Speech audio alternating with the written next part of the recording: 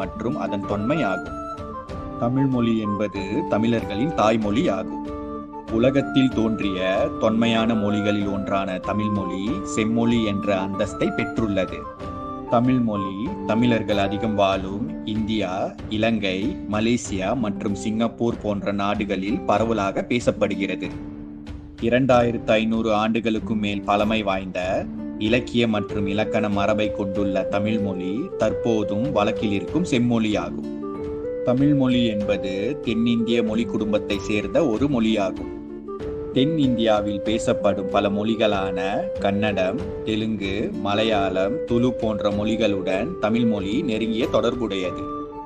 மேற்கூறப்பட்ட மொழிகளில் தமிழ் மொழியின் தாக்கம் அதிகம் இருப்பதை இன்றளவும் நாம் காணலாம்.